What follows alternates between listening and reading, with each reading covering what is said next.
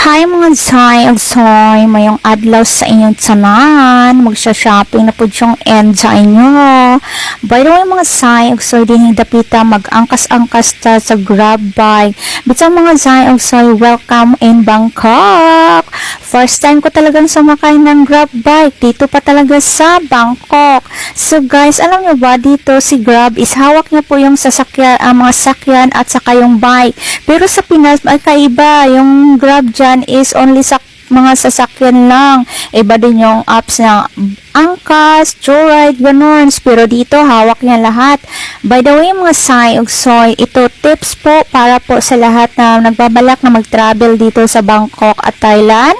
So guys, ito ha, number 1, kapag may mamasyal kayo kahit saan, always use Grab apps kasi mura na at hindi pa kayo iligaw-ligaw.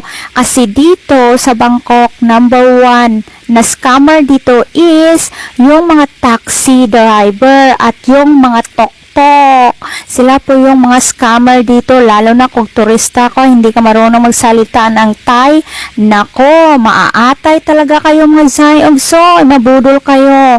Kaya mga Zay ug Soy, nandito na po ako sa Central Pincao. Papasok na po yung enjoy nyo and have a great day mga Zay ug Soy.